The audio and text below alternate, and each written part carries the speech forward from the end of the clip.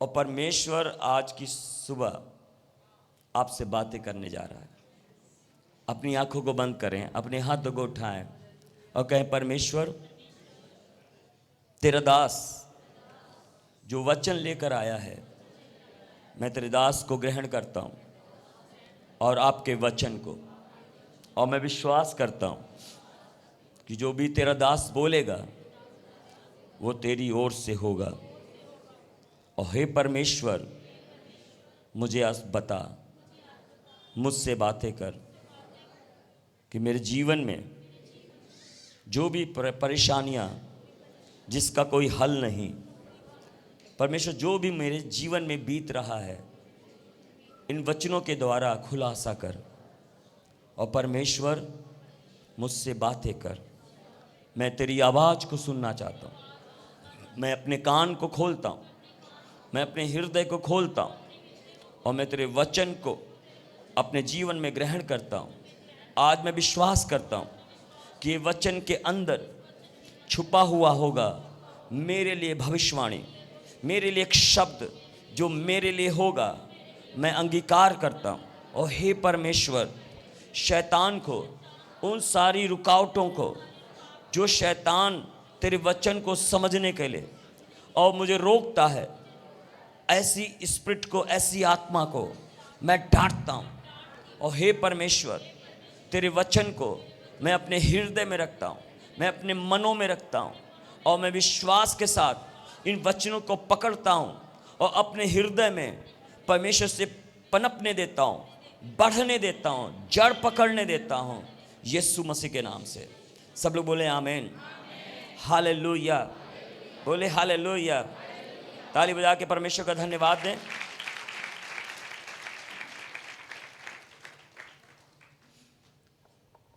परमेश्वर का वचन कहता है कि जब परमेश्वर किसी का फेवर करता है, जब परमेश्वर किसी का सपोर्ट करता है, वो व्यक्ति चाहे दुनिया के लोगों के बीच में शायद वो सम्मान ना पाने वाला हो, शायद उसकी दुनिया में लोगों के बीच में उसकी इतनी वैल्यू भी ना हो, लोग उसे तुच्छ जाने, लोग उससे बेकार समझें, लोग उसके साथ खड़े हों या ना हों, वैल्यू नहीं रखता उसके पास पैसा है या नहीं है, वैल्यू ये नहीं रखता कि वो एजुकेट है या नहीं है, मगर वैल्यू ये रखता है आपकी लाइफ में कि आपके साथ परमेश्वर खड़ा है, आपका फेवर कर रहा है, आपका सपोर्ट कर रहा है, आपका साथ दे रहा है।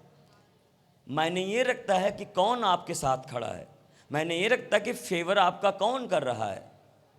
आपकी ज़िंदगी के अंदर चाहे आप टूटे हुए हों, चाहे आप ठुकराए हुए हों, चाहे आपको निकाल दिया गया है, चाहे आपका अपमान किया गया है, आप इसके लिए रोए ना, इसके लिए आप परेशान ना हो। कोई आपके साथ जो है दिया नहीं दिया, इसके लिए आप चिंता ना करें। कुछ चीज़ें आपसे अलग हो गई, उसके लिए आप जो है परेशान ना हो। कुछ चीज़ें आपके जीवन में सही नहीं हो रही हैं, तो आप ये ना देखें कि नहीं सही हो रही हैं, मगर ये देखें कि इस समय में भी, इस पल भी परमेश्वर मेरे साथ है और वो मेरे फेवर में है। मैं एक समय मेरे लिए होगा जब परमेश्वर मुझे निकालेगा, एक समय होगा जब परमेश्वर मुझे उठाएगा, एक समय होगा जब परमेश्वर मुझे खड़ा करेगा, एक समय होगा जब परमेश्वर मुझे सब लोगों के बीच में ऊंचा और सम्मान के रूप में खड़ा करेगा। हालेलुया। मैं कभी भी अपनी लाइफ के अंदर ये नहीं देखता कि लोग मेरे बारे में क्या सोचते हैं, मैं कभी ये नहीं सोचता कि लोग मेरे बारे में कह क्या रहे हैं, मैं कभी भी इस बात की ओर ध्यान नहीं देता कि लोग मेरे बारे में लोगों से क्या कह रहे हैं, मगर मैं इस बात पर ज़्यादा ध्यान देता हूँ कि मेरा परमेश्वर मेरे बारे में क्या समझता है, मेरा परमेश्वर मेरे बारे में क्या कह रहा है, मेरा परमेश्वर मेरे साथ है। मैं अंगीकार करता हूँ इन वचनों का जो आज आपके बीच में मैं डालने जा रहा हूँ, मैं बोने जा रहा हूँ। एक औरत के बारे में मैं आज आपको बताऊंगा, और उत्पत्ति की किताब में जो है उस बहन के बारे में, उस औरत के बारे में बहुत ज़्यादा दुखदाई स्थिति उसकी थी वहाँ पर। और हैरानी की बात है कि वो जो है, जब आप वचन को आप आगे आगे सुनते जाओगे, आपको लगेगा कि परमेश्वर आज मुझसे बात कर रहा है। हालेलुया। और परमेश्वर का वचन कहता है कि उसके पिता जो है लाबान थे, और ये जो बेटी थी, दो बहनें थीं, एक लिया और एक राहेल। आमीन, हालेलुया। और परमेश्वर के वचन जब आप पढ़ोगे तो उत्पत्ति 29 अध्याय और उसके 16 वचन में, 16 वचन में यहाँ पे लिखा हुआ है कि जो लाबान की जो बड़ी बेटी जो लिया थी, वो जो है अपनी उसकी स्थिति के बारे में बताया गया। जब आप सेकंड वचन खोलोगे तो वहाँ लिखा है उसकी जो आंखें थी वो ठीक से काम नहीं करती थी, धुंधली थी, वो ठीक से देख नहीं पाती थी, वो आंखों से कमजोर थी। वो आप समझ गए, उसकी बॉडी को देखो, आप उसके शरीर को देखो तो वो एक तो उसकी आंखें दूर तक नहीं देख सकती थी, वो क्लियर नहीं देख पाती थी वो, और दूसरा इतनी जो है वो सुंदर नहीं थी वो। सेकंड, कोई फोन पे बात नहीं करेगा मुंह छुपा के, सुने मेरी बात। उसकी बहन के बारे में लिखा हुआ है कि वो तो जो है इतनी सुंदर थी और रूपवती थी। वो जो राहेल थी वो बहुत ही सुंदर, बहुत ही खूबसूरत थी वो। और तब बाइबल में लिखा हुआ है कि जब याकूब जो है उसके घर के अंदर आता है और उसने जो है छोटी को देखता है, जो राहेल को, तो उससे वो भा जाता है, उससे वो पसंद करने लगता है। और तब वहां पे लिखा हुआ है कि जो लाबान था जिसके घर में ये काम करता था, वो तब अपने जो है मालिक से कहता है, और उसके रिश्ते में मामा लगता है, और तब कहता है कि जो है अपनी बेटी को जो राहेल है मेरे संग मैरिज करा दे, विवाह करा दे। और तब लाबान ऐसे कहता है कि अगर तू इसके संग मैरिज करना चाहता है तो 7 साल तुझे मेरे घर में काम करना होगा। और 7 साल राहेल के लिए, क्योंकि छोटी थी वो, सुंदर थी वो उससे पसंद करता था। और तब बाइबल में लिखा है कि राहेल ने क्या, राहेल के लिए उसने 7 साल उसने मेहनत किया, काम किया वहां पे बिना पैसे के। और तब वहां पर लिखा है कि जब लाबान ने देखा कि 7 साल हो गए और याकूब को बुलाया, बोला ठीक है मैं तुझे तेरी मैरिज करवाता हूं। और तब उसने धोखा दिया और धोखे से बड़ी बेटी को, लिया को ले जाकर उसके संग मैरिज करवाई। और रात के समय वो लिया के पास गया, क्योंकि उस समय में लाइट नहीं होती थी और लिखा दिया जलता था। और लिखा जब सुबह उठा तो जब देखा तो अरे मेरे बगल में लिया है जो बड़ी है, जो बड़ी बहन के संग मेरे ससुर ने मैरिज कर दी, मुझे धोखा दिया है। और तब बाइबल में लिखा इसी कारण, क्योंकि वो याकूब उसे पसंद नहीं करता था, मगर लिया अब उसकी पत्नी बन गई थी। और परमेश्वर का वचन कहता है कि अब वो अपने ससुर के पास जाता है और ये कहता है कि तुमने मुझे धोखा दिया, तुमने तो राहेल के संग मेरी मैरिज करानी, तुमने लिया के संग मेरी मैरिज क्यों करवाई। शायद आज आपके जीवन के अंदर कुछ ऐसा धोखा आपको मिला हुआ है, ऐसे कुछ लोगों ने आपको चीट किया है, मगर याद रखें परमेश्वर आपके साथ, आपके फेवर में खड़ा हुआ है। आपको चिंता नहीं करना है। जो धोखा जो आपको मिला है, परमेश्वर आपको उसका बदला कई गुना आपको देने जा रहा है। आमीन। मगर मैं लिया के बारे में बताऊं, परमेश्वर का वचन कहता है कि तब जो है राहेल के लिए ससुर के पास जाता है, कहता है, ससुर कहता है 7 साल तुम्हें और मेरी सेवा करनी होगी, मेरे घर में काम करना होगा, और 7 साल के बाद तुझे छोटी के संग, राहेल के संग भी मैं मैरिज करवाऊंगा। अब बात यह है कि लिया का क्या होगा।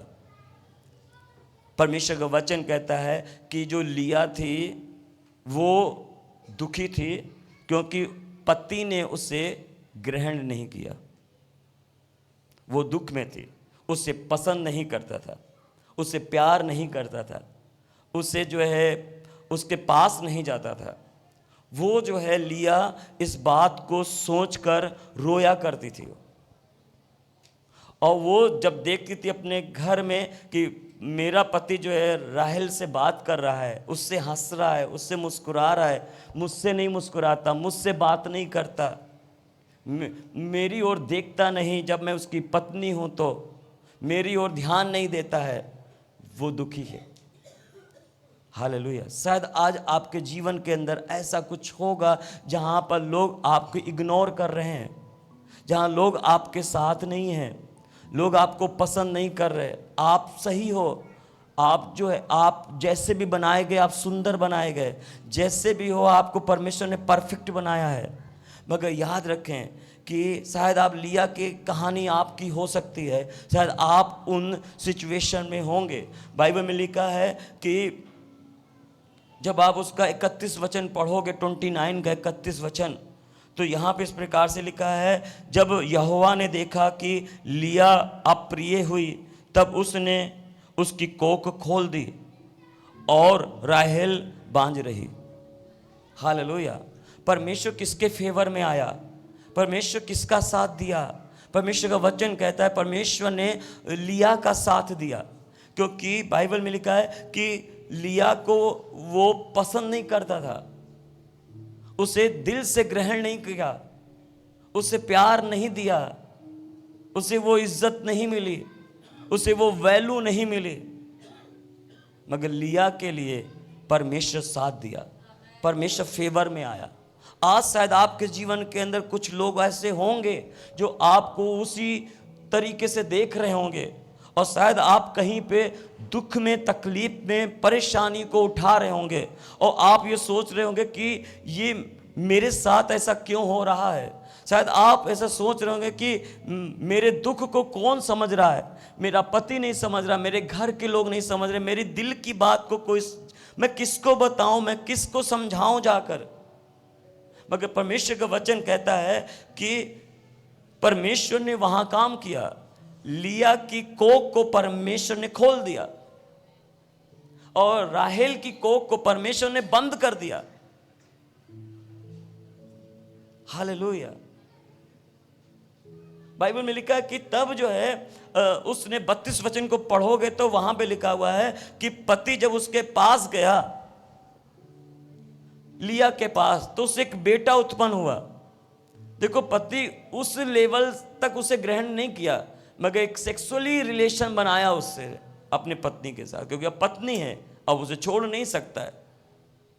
और तब बाइबल में लिखा है कि जब वो अपने याकूब अपनी पत्नी के पास, लिया के पास गया, तब बाइबल में लिखा एक पुत्र उत्पन्न हुआ, एक बेटा परमेश्वर ने उसे दिया, और तब उस बेटे का नाम उसने जो है रूबेन रखा।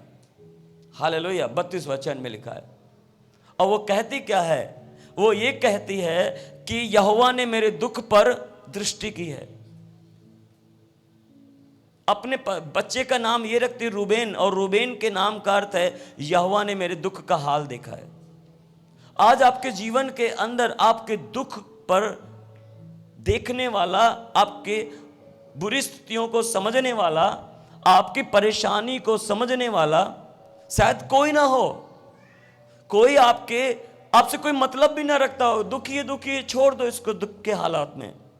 नहीं, आपका परमेश्वर ऐसा नहीं है जो आपको दुख के हालातों में छोड़ दे। वो शायद आज यहां पे आप किसी तरीके से, किसी बात में आप दुखी हो और आपकी दुख को कोई देख नहीं रहा, आपको कोई समझ नहीं रहा, आपकी पीड़ा को कोई जान नहीं रहा, आपके मन की बात को कोई समझ नहीं रहा है। मगर एक बात मैं कहूंगा, वो परमेश्वर यहोवा, वो लिया क्या कहती है? परमेश्वर ने मेरे दुख की स्थिति में मेरी ओर दृष्टि किया, मुझे उसने देखा। शायद आज आपको कोई नहीं देख रहा है, मगर परमेश्वर यहोवा आपको देख रहा है कि मेरी बेटी दुखी है, अब मेरा बेटा परेशान है, ये समस्याएं उनके जीवन में चल रही है, ये मुश्किलें उसके जीवन में चल रही हैं, ये आंसू बहा रही है। आज इसके पास खाने के लिए नहीं है, आज इसके पास पहनने के लिए नहीं है, शायद इसके घर के अंदर बहुत सारी परेशानियां चल रही हैं, और वो अंदर अंदर रो रही है, घुटी जा रही है, मरी जा रही है। मगर याद रखें, परमेश्वर वो आपके उस सिचुएशन को देख रहा है, उसने आपको देखा है, उसने आपको आंसू बहाते हुए देखा है, उसने आपको रोते हुए देखा है, उसने आपको जो है परेशानी में देखा है, उसने आपको चिंताओं में देखा है। और वो देख रहा है कि मेरी बेटी इस समय में, इस सिचुएशन में, जब उसका पति पूछ नहीं रहा, जब जो है उससे प्यार उस तरह का नहीं मिल रहा है और ये दुखी है, और इसके पति ने तो खुद बोल दिया है कि राहेल के संग मुझे मेरी मैरिज कराना, और वो 7 साल जो है उसके लिए फिर से काम कर रहा है वो, और वो जानता है कि मेरा पति मुझे उस तरीके का प्यार नहीं देता है, भले ही मेरे साथ सोता है मगर वो उसका दिल जो है मेरी तरफ नहीं है, वो तो राहेल की तरफ लगा हुआ है। वो रोती थी वो, मगर उसने कहा परमेश्वर ने मेरे दुख की तरफ देखा है। आज शायद आप विधवा हैं, शायद आप जो है कुछ स्थिति में, आपके घर के हालातों में शायद आप जो चीज़ को सोच रहे हैं अब वैसा नहीं हो रहा है, मगर याद रखें वो दुख के और परमेश्वर देख रहा है। लिखा टूटा हुआ मन यहोवा के समीप बलिदान है। जब आप रोते हैं, बाइबल में क्या लिखा है कि तुम्हारे आंसुओं को मैं कुप्पी में संभाल के रखता हूँ। आपके एक एक आंसुओं को परमेश्वर कुप्पी में संभालता है। वो आपके दुख को, तकलीफ को कोई चाहे ना जाने ना समझे। आप परमेश्वर को बिना आप सोचते कि मैं किसी को बताऊं तो मैं किसको बताऊं, मगर एक परमेश्वर है बिना बताए वो आपके करीब आता है और कहता है मेरी बेटी तुझे चिंता करने की ज़रूरत नहीं है, मेरी बेटी तुम्हें रोने की ज़रूरत नहीं है, तुम्हें दुख मनाने की ज़रूरत नहीं है, शोक मनाने की ज़रूरत नहीं है। मैं हूँ तेरे साथ। कोई खड़ा हो ना हो, कोई तेरा साथ दे ना दे, कोई तुम्हें समझे ना समझे, मगर मैं तुझे समझता हूँ। मैं जानता हूँ कि इस समय तुम्हें जो पीड़ा हो रही है, इस समय जो तुम्हें तकलीफ़ हो रही है, मुझे मालूम है, और मैं ये जानता हूँ कि अब ये सदा नहीं रहेगा, मैं इसे ख़त्म कर दूँगा। हालेलुया। क्या आज आपको ऐसी स्थिति में आप हैं तो परमेश्वर आपकी ओर ध्यान दे रहा है और बहुत जल्दी आपकी पीड़ाओं को समाप्त करने जा रहा है, बहुत जल्दी आपके तकलीफ को हटाने जा रहा है, बहुत जल्दी आपके आंसुओं को पोंछने जा रहा है। हालेलुया, आमीन। और जब उसने सेकंड बेबी को जन्म दिया, 33 वचन को पढ़ोगे, लिया को 6 बच्चे हुए, 6 बेटे और 1 बेटी दीना। और जब लिया को सेकंड बेबी हुआ, उसने 33 में जब आप पढ़ोगे वहाँ पे लिखा हुआ है उसने उसका नाम सिमोन रखा। हालेलुया। और क्यों सिमोन रखा? वो पता है क्या, सिमोन जब नाम वो लेती थी, जब वो रूबेन नाम लेती थी अपने बच्चे का, तो कहते थे यहोवा ने मेरे दुख पर दृष्टि की है। जब अपने रूबेन को पुकारती थी, रूबेन बेटा यहाँ, तो वो जानती थी कि मैं रूबेन कहना क्या चाह रही हूँ। वो कहती थी परमेश्वर ने मेरे दुख पर दृष्टि की है। और जब वो शिमोन को पुकारती थी, जब सिमोन हुआ तब उसने सिमोन जो नाम रखा सेकंड बच्चे का, तब वह लिखा है कि मुझे उस अप्रिय जाना, मेरे पति ने मुझे प्यार नहीं किया। अपने बेटे का नाम उसने सिमोन रखा, और सिमोन का मतलब है अप्रिय, ठुकराई हुई, पसंद कोई नहीं करता, मुझे कोई प्यार नहीं करता, मुझे कोई समझता नहीं, हर जगह मुझे ठुकराया जाता है, हर जगह मुझे गिल्टी फील कराया जाता है, हर जगह मुझे अपमान सहना पड़ता है, हर जगह मेरा लोग यूज़ करते हैं, मुझे फ़ायदा उठाते हैं और छोड़ देते हैं।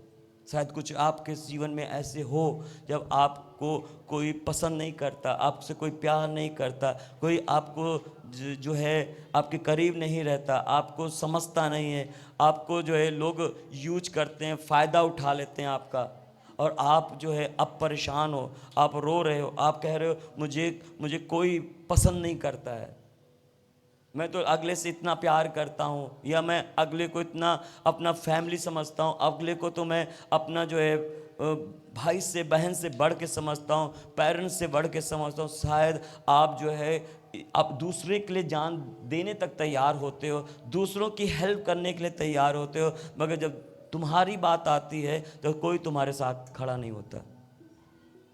जब तुम्हारी बात आती है तो कोई तुम्हें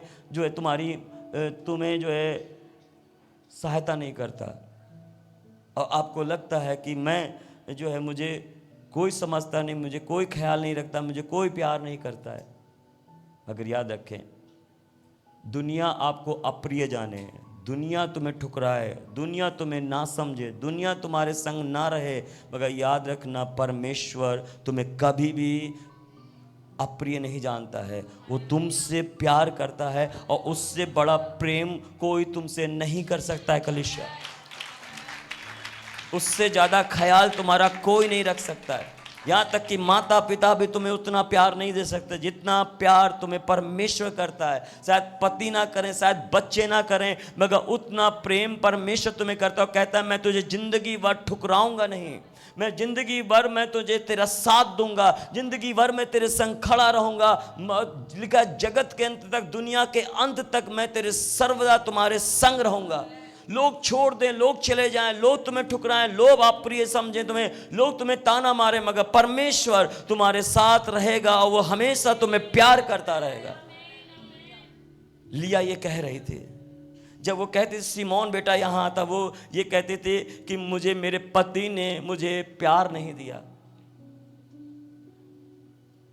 मगर वो परमेश्वर को कहती थी परमेश्वर तू मुझे प्यार करता है। कितने लोग आज समझ रहे हैं मेरी बात को? हालेलुया। दूसरा तीसरा, जब उसका तीसरा बच्चा हुआ, उसने अपने बच्चे का नाम 34 वचन को पढ़ोगे तो वहाँ लिखा है कि उसने लेवी रखा। याकूब के 12 गोत्र, 12 संतानें हुई, जिसमें से 6 संतानें लिया से हुई और राहेल से 2 बच्चे हुए, और उसकी आगे की लौंडी से, है ना, जो घर जैसे दासी है उसको लौंडी भी, दासी भी बोला गया, उससे 4 बच्चे हुए। मगर लिया से 6 बच्चे हुए, और 6 बच्चों में सबसे होल्ड करने वाले स्ट्रॉन्ग जो है गोत्र बने ये 6 के 6। हालेलुया। क्या परमेश्वर ने लिया को ठुकरा दिया? परमेश्वर क्या लिया को भूल गया? नहीं, परमेश्वर लिया को नहीं भूला। हालेलुया। जब उसने तीसरे बच्चे का नाम रखा तो उसने कहा लेवी, और इसका मतलब है वो क्या करते थे, इतना मैंने अपने पति को बच्चे दिए हैं, क्योंकि उस समय बच्चा होना बहुत ज़रूरी है। एक कमाल की बात बताऊं, वो ये सोचती थी कि जब मैं बच्चे पैदा कर रही हूँ तो मेरा पति बेटा ही बेटा मिल रहा है, उससे वंश उसको मिल रहा है, तो करीब आएगा मेरा पति, मुझे मेरे पास आएगा। अब जब राहेल का मैरिज हुआ, बच्चे नहीं हुए। 30 अध्याय उसका 1 वचन 2 वचन खोलें। लेकिन जब राहेल ने देखा कि याकूब के लिए मुझे कोई संतान नहीं होती, तब वह अपने बहन से डाहा करने लग गई। किससे डाहा करने लगी? जब उसने सेकंड मैरिज हो गई, ये उसकी उस चैप्टर की बात है कि जब लिया की राहेल की मैरिज हो गई, उसने कर भी लिया सेकंड मैरिज, और जब वो उसके पास गया तो वहाँ लिखा है कि उससे कोई संतान नहीं हुई। और जब आप 31 वचन पढ़ोगे तो तब लिखा है लिया की कोख तो परमेश्वर ने खोली, मगर राहेल की कोख को परमेश्वर ने क्या किया था? बंद कर दिया था। इसका मतलब ये है कि लिया को कौन प्यार कर रहा था? परमेश्वर। मगर राहेल के लिए, जो उसका पति राहेल से प्यार कर रहा था, मगर परमेश्वर उसके फेवर में नहीं था वो। और तब बाइबल में लिखा है कि वहाँ की राहेल ने देखा कि याकूब के लिए मुझे से कोई संतान नहीं होती, तब वह अपने बहन से डाहा करने लगी, ईर्ष्या करने लगी, क्योंकि उसके 6 बच्चे हो चुके थे। और याकूब से कहा मुझे भी संतान दे, नहीं तो मर जाऊंगी। हाँ, आप समझ पाए मेरी बात? तो परमेश्वर किसके फेवर में? परमेश्वर किसको प्यार कर रहा है? देखिए, वो तो डाहा कर रही है, वो तो ग्रोथ कर रही है, वो तो ये कह रही है मुझे बच्चा चाहिए, मुझे बच्चा दे। अब वो क्या कहता है? वो कहती क्या है कि नहीं तो मैं मर जाऊंगी। और तब वो क्या कहता है सेकंड वचन में, जब आप देखो तो लिखा, तब याकूब ने राहेल से क्रोध करके कहा, क्या मैं परमेश्वर हूं? तेरी कोख तो उसी ने बंद कर रखी है, मैं कैसे खोल सकता हूं? मैं कैसे बच्चा दे सकता हूं? क्या आप समझते हो कि परमेश्वर याकूब की नज़र में वैल्यू, सुंदरता, वो रूपवान थी, सुंदर थी राहेल, मगर याकूब तो उसे दिल से पसंद करता था, दिल से प्यार करता था, उसने मैरिज भी कर लिया। मगर याकूब को देखें, वो लिया की तरफ कभी भी ध्यान नहीं दिया। बच्चे तो हुए, मगर जो जगह लिया को मिलनी चाहिए वो लिया को कभी नहीं मिली। हालेलुया। मगर आप यहां देखो, परमेश्वर ने उसे जगह दी, उसको वैल्यू दिया, उसकी कीमत बढ़ी। आज आपके जीवन के अंदर शायद कोई आपको जगह ना दे, आपको इंपॉर्टेंट ना समझे, आपको वो वैल्यू ना दे, मगर यार ना, खुदाबंद परमेश्वर आपको वो वैल्यू देता है जो आप कभी नहीं समझ सकते। हालेलुया। आप समझ रहे मेरी बात? कभी भी परेशान ना हो जब कोई आपको वैल्यू नहीं दे रहा है। कभी भी आप जो है उस व्यक्ति की तरफ ध्यान ना दो जो आपको खास नहीं समझता है। हालेलुया। मगर याद रखना, परमेश्वर तुम्हारे साथ है। राहेल परेशान थी, वो अपनी बहन को देखा करती थी, गुस्सा आता था उसको। वो यहाँ तक कहती, मुझे बच्चा नहीं देगा तो मर जाऊंगी मैं। और वो कह रहा, परमेश्वर ने तेरी कोख बंद कर रखी। वाकई परमेश्वर ने बंद कर रखा था। हालेलुया। मगर एक चीज़, जब उसने लेवी को जन्म दिया, वो ये सोचती थी कि अब की बार मेरा पति दिल से मेरे पास आएगा। हालेलुया। मगर ऐसा नहीं हुआ। जब आप उसका 34 वचन 29 का 34 वचन आप खोलोगे, वो उम्मीद थी उसको, उसे एक आशा थी कि मेरा पति मेरे पास आएगा। शायद कुछ चीज़ें आपने आशा रखी हुई है, कुछ उम्मीद आपने रखा हुआ है, और शायद आप उस उम्मीद को, उस आशा को आप पूरा होता हुआ नहीं देख रहे। एक उम्मीद के संग आप जी रहे हो, सोच रहे अब की बार हो जाएगा, अब की बार हो जाएगा, अब की बार ऐसा हो जाएगा, मगर नहीं हो रहा है। हालेलुया। कुछ चीज़ें आपके साथ नहीं हो रही हैं। आपने आशा रखा है, आपने फेथ रखा है, आपने विश्वास रखा है, मगर वो चीज़ें जो आप चाह रहे हो नहीं हो रहा है। हालेलुया। आप समझ रहे हैं मेरी बात? आप सोच रहे हो कि, आप ये सोच रहे हो कि वो मनुष्य, वो मेरा पति, वो व्यक्ति मेरी ओर देखेगा, वो मेरा साथ देगा, वो मेरे संग खड़ा होगा। मगर आप ये भूल जाते हैं कि परमेश्वर आपके संग खड़ा है। हालेलुया। आप समझ गए मेरी बात? तो वो ये उम्मीद में थी कि मैंने 3 बच्चे को जन्म दिया है, एक तो दिया, दूसरे को भी दिया, तीसरा बच्चा भी पैदा हुआ है, अब पति मेरी ओर मुड़ेगा, मेरी ओर ध्यान देगा, मुझे प्यार करेगा। मगर ऐसा नहीं हुआ जैसा वो सोच रही थी। शायद आप ऐसे यहाँ पे बैठे हैं, आप एक उम्मीद के संग हैं, आप एक इंतज़ार में हैं, और वो चीज़ें नहीं हो रही हैं। तो इसका मतलब क्या है? इसका मतलब ये है कि परमेश्वर कुछ और प्लान करके बैठा हुआ है। हालेलुया। मगर आपका फोकस, आपका ध्यान उसी जगह पे है। मगर याद रखें, उसको अभी तक ये मालूम नहीं था कि परमेश्वर मेरे लिए क्या करने जा रहा है। उसे परमेश्वर की योजना नहीं मालूम थी लिया को। मगर जब चौथा बच्चा हुआ, उसने अपने चौथे बच्चे का नाम उसने ये रखा, यहूदा। हालेलुया। यहूदा का मतलब है मैं यहोवा का धन्यवाद करती हूं। उसने अभी तक परमेश्वर की ओर आत्मिक रूप से बढ़ी नहीं थी। वो जब ये चौथा बच्चा हुआ यहूदा, तब वो आत्मिक रूप से परमेश्वर की ओर ग्रो करी। वो पहले कुछ समय तक वो संसारिक थी, वो आत्मिकता की ओर बढ़ी नहीं, परमेश्वर की ओर बढ़ी नहीं, मगर फिर भी परमेश्वर उसके फेवर में था। शायद तब भी परमेश्वर आपका साथ दे रहा था जब आप परमेश्वर के करीब नहीं थे।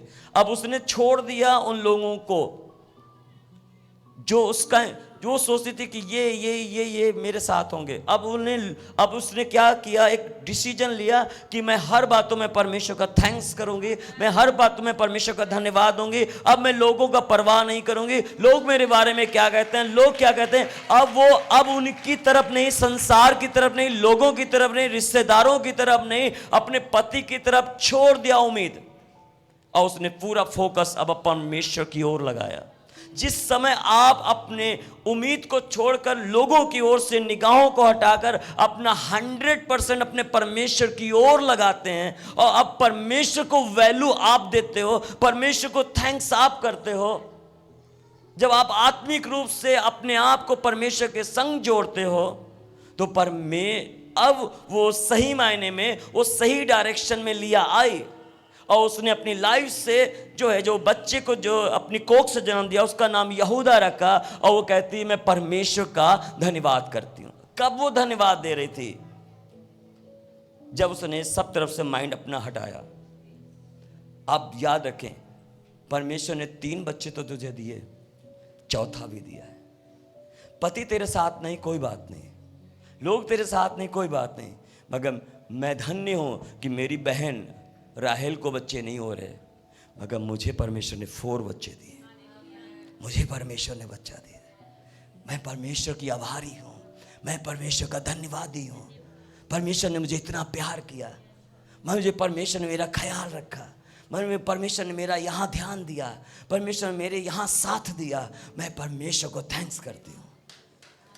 हालेलुया। कितने लोग समझ गए मेरी बात? क्या आज आप ऐसा थैंक्स करने के लिए तब भी तैयार हैं जब कोई, फिर भी आप ये उम्मीद और सब चीज़ों को छोड़कर अब आप परवाह नहीं करते, कोई सोचे समझे जाने कुछ भी, मैं किसी की परवाह नहीं करती, मैं ये परवाह करती मेरा परमेश्वर मेरे साथ है। हालेलुया। क्या आज आप ऐसा कह सकते हो? हालेलुया।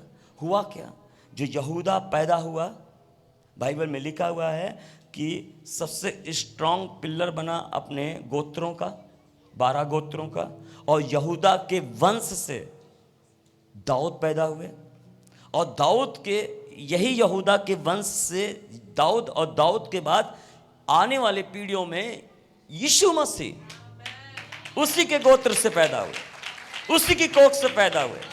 कितनी वैल्यू परमेश्वर ने ये लिया को दिया, कितना इंपॉर्टेंट परमेश्वर ने लिया को दिया, और कहा हे याकूब, तू राहेल को ध्यान दे रहा है, तू मूर्ख है, तू उसकी सुंदरता, तू उसकी खूबसूरती देखकर तू उसके पीछे पागल है, मगर देख मैंने लिया को ऊंचा उठाया है, मैंने लिया के वंश से उद्धारकर्ता को पैदा किया है, मैं उसके यहूदा से, मैं उसके गोत्र से मैं एक बब्बर शेर पैदा करने जा रहा हूं, और जिसका नाम यीशु मसीह है।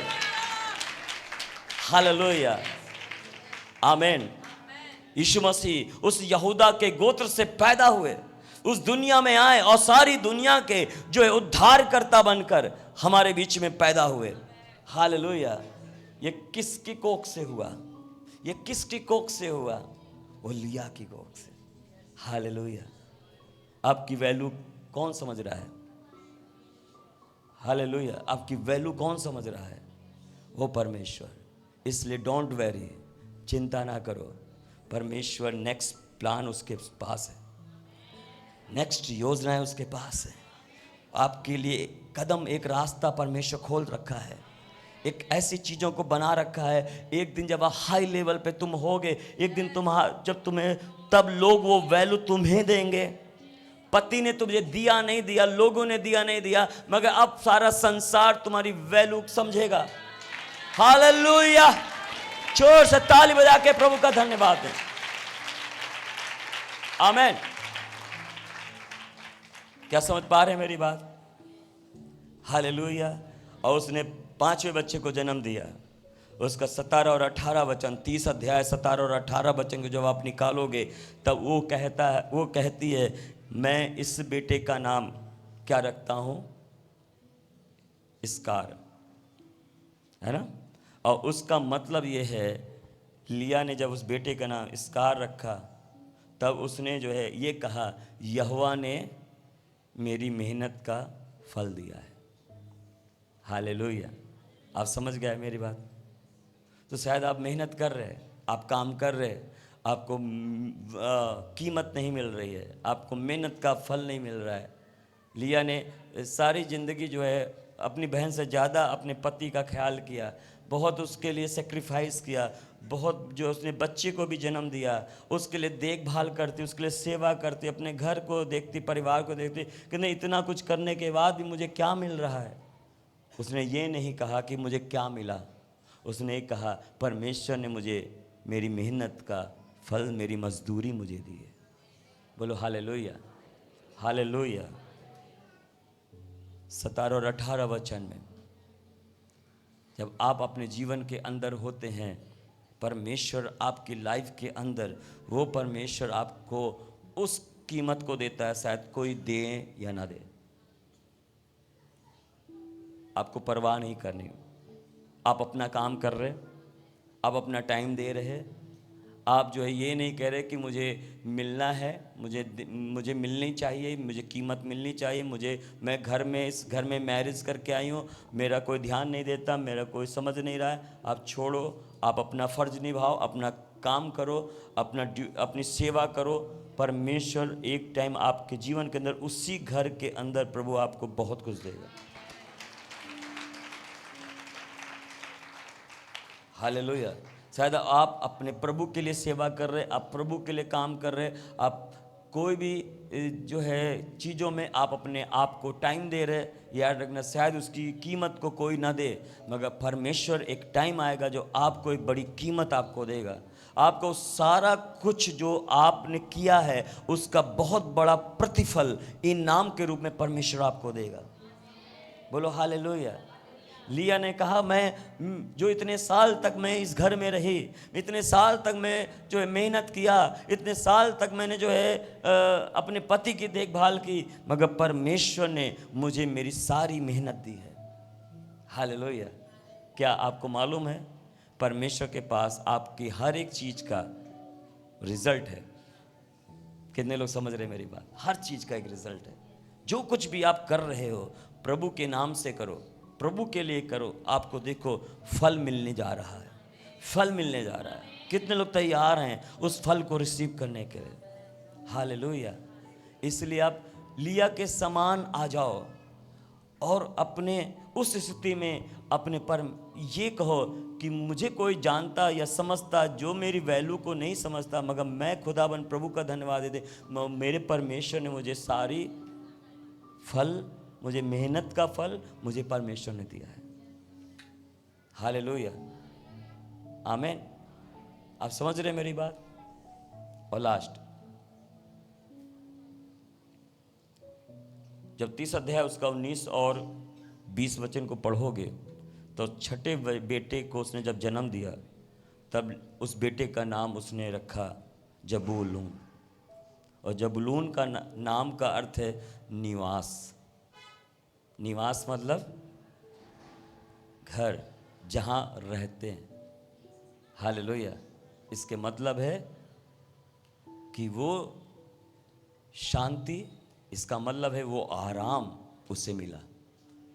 आज आपके जीवन के अंदर शायद शांति नहीं है, आज आपके जीवन में आराम नहीं है, आपको कोई ठिकाना नहीं है, मगर एक टाइम है परमेश्वर आपको निवास दे रहा है, वो जगह जहां आप आराम और शांति को अनुभव कर सको। एक ऐसी चीज़ परमेश्वर आपके जीवन में जोड़ने जा रहा है जहां आप आराम और शांति और सुकून से रह सको, जहां आप ठंडकपन को फील कर सको, जहाँ आप शांति को महसूस कर सको, जहाँ आप आनंद को महसूस कर सको, जहाँ आप खुशियों को महसूस कर सको। परमेश्वर ऐसा निवास आपकी लाइफ में जोड़ने जा रहा है। बोलो हालेलुया, हालेलुया। मेरी बात ध्यान से सुने। राहेल की लाइफ में क्या हुआ? राहेल ने आराम नहीं पाया, उसने शांति नहीं पाई, वो कुड़कुड़ाती रही, क्योंकि अब केवल उसके पास 2 ही बेटे हुए, और जब दूसरा बच्चा उसने जन्म दिया तो उसकी डेथ हो गई, मर गई वो। मगर लिया देखो, वो उसने पूरी उम्र को पाया। पता है लिया जब उसकी डेथ हुई, जब वो पूरी उम्र को भोग कर गई, तो पता है उसे कहाँ रखा गया? अब्राहम ने जो सारा के लिए जो जमीन खरीदी थी, और जिस जमीन पे सारा को दफन किया गया था, और जो है वो जमीन पे जो है अपने पूर्वजों की जमीन पर, एक आशीष में जमीन पर लिया को भी दफनाया गया। आराम। मगर राहेल, उसे वहां कब्र नहीं मिली, उसे रास्ते में लिखा है, मुझे याद नहीं स्थान का नाम, कि उसे रास्ते में ही जब वो उस एक जगह पर उसे ऐसे ही दफना दिया। हालेलुया। मगर लिया अपने वंशजों के साथ कब्र में गई। जब प्रभु आएगा, जब प्रभु आएगा तो हम उसके साथ उस निवास स्थान में होंगे। हालेलुया। उस स्थान में होंगे अपने प्रभु के साथ। क्या विश्वास है आपको? हालेलुया। मैं अपने प्रभु के संग उस निवास स्थान में होंगी, उसके संग रहूंगा, मैं उसके संग रहूंगी, क्योंकि मैंने विश्वास के संग चला और अपने आप को बनाए रखा, अपने आप को दृढ़ रखा, अपने आप को मजबूत रखा, और मेरा प्रभु मौत की घड़ी तक मेरे संग रहा और मेरे चारों ओर मुझे शांति दिया, आराम दिया। हालेलुया। मेरी बहन कुड़कुड़ाती थी, उसके अंदर जहर भरा हुआ था, उसके अंदर अशांति थी, मगर मेरे अंदर शांति थी, क्योंकि जब मैं अपने बच्चों को देखा करती थी। हालेलुया। आप समझ गए मेरी बात? तो कुछ लोग होंगे जो आपके संग कुड़कुड़ाने वाले, आपके विरोध में बोलने वाले, मगर उनकी परवाह कभी नहीं करना है। मगर परमेश्वर तुम्हें हर जगह तुम्हें धीरज, शांति और आराम और चैन और सुकून देता रहेगा। कितने लोग समझ रहे मेरी बात?